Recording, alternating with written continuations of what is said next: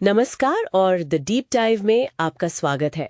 आज हम 24 से 30 अगस्त 2025 के उन ज़रूरी करंट अफेयर्स को खंगाल रहे हैं जो आईबीपीएस पीओ मेंस के लिए महत्वपूर्ण हो सकते हैं। हाँ बिल्कुल। और इसके लिए हमने अफेयर्स क्लाउड, iExamB और टेक्स्ट बुक जैसे कई स्रोतों को देखा है। हमारा मकसद सिर्फ जानकारी देना नहीं बल्कि ये समझना है कि इन घटनाओं का मतलब बैंकिंग और अर्थव्यवस्था के नजरिए से क्या महत्व है। तो चलिए सीधे मुद्दे पर आते हैं। एक बहुत बड़ी खबर है इस हफ्ते। भारत दुनिया की तीसरी सबसे बड़ी अर्थव्यवस्था बनने की तरफ बढ़ रहा है। हाँ, आरबीआई गवर्नर संजय मल्होत्रा का बयान आया है। उन्होंने कहा कि भारत जल्द ही अमेरिका और चीन के बाद तीसरे नंबर पर आ सकता है। अभी हम 5वें स्थान पर हैं। अच्छा, ये तो काफी महत्वाकांक्षी लक्ष्य लगता है। बिल्कुल। और ये सिर्फ हवा में बात नहीं है। गवर्नर ने इसका सीधा कनेक्शन जोड़ा है वित्तीय समावेशन से। खास तौर पर जनधन योजना का जिक्र किया। पता है, 55 करोड़ खाते और केवाईसी यानी नो योर कस्टमर, वो धोखाधड़ी रोकता है, सिस्टम में भरोसा बढ़ाता है। समझी। मतलब ये सब मिलकर जमीनी स्तर पर आर्थिक गतिविधि को बढ़ावा देते हैं। हाँ बिल्कुल। ये सिर्फ ऊपर की बात नहीं है, ये नीचे से आ रही ऊर्जा है जो उस तीसरे नंबर वाली महत्वाकांक्षा को ताकत दे सकती है। ठीक है। और अर्थव्यवस्था से ही जुड़ी एक और खबर है, विदेशी मुद्रा भंडार, उसमें कुछ गिरावट आई है। हाँ, 22 अगस्त को जो हफ्ता खत्म हुआ उसमें भंडार करीब $4.38 बिलियन घटा है। अब ये $690.72 बिलियन पर है। तो इस पर नजर रखनी चाहिए। बिल्कुल, ये हमारी बाहरी आर्थिक स्थिरता का एक तरह से कवच है। इसमें उतार चढ़ाव होता रहता है, कई कारण हो सकते हैं, जैसे आयात का बिल ज्यादा होना या आरबीआई का रुपए को संभालने के लिए डॉलर बेचना। पर हाँ, ये एक अहम संकेतक है।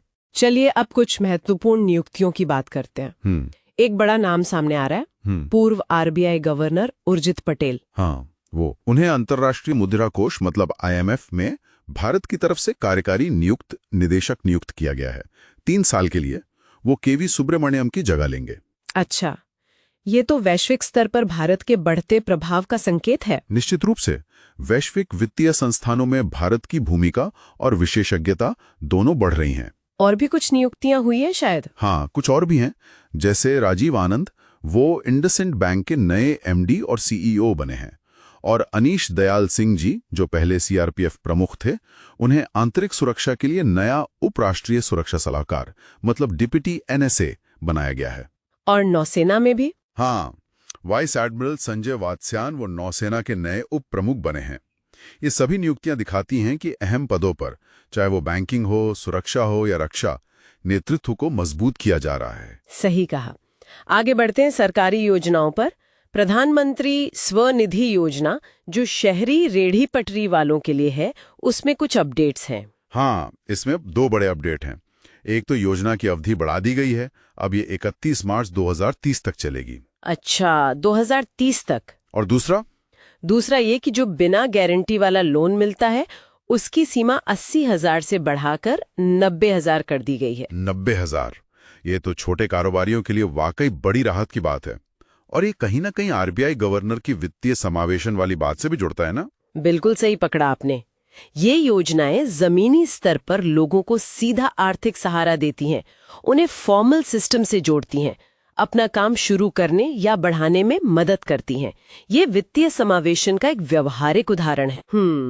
और आखिर में खेल जगत पर भी नजर डाल लेते हैं। मेजर ध्यानचंद खेल रत्न पुरस्कार 2024 की घोषणा हुई है। जी हाँ, भारत का सर्वोच्च खेल सम्मान इस साल 4 खिलाड़ियों को मिला है। नाम याद रखने जरूरी है परीक्षा के लिए। कौन कौन है वो? शतरंज के ग्रैंड मास्टर हैं डी गुकेश, हॉकी के कप्तान हरमनप्रीत सिंह, पैरा एथलीट प्रवीण कुमार और निशानेबाज मनु भाकर। अच्छा, डी गुकेश, हरमनप्रीत सिंह, प्रवीण कुमार और मनु भाकर। ठीक है, ये नाम ध्यान रखने होंगे। बिल्कुल। तो इस हफ्ते का सार देखें तो अर्थव्यवस्था आगे बढ़ रही है, वैश्विक मंच पर भारत की भूमिका अहम हो रही है, सरकारी योजनाएं जमीन पर असर दिखा रही हैं और खेल प्रतिभाओं को सम्मान मिल रहा है। काफी कुछ हुआ।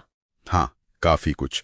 और एक बात सोचने के लिए छोड़ जाते हैं, जैसे आरबीआई गवर्नर ने वित्तीय समावेशन और आर्थिक विकास के कनेक्शन पर जोर दिया, तो क्या पीएम स्वनिधि जैसी योजनाएं जो बहुत अच्छी हैं, वो बढ़ते डिजिटल फ्रॉड के जोखिमों के बीच असल में उस बड़े लक्ष्य को पाने में टिकाऊ साबित होंगी?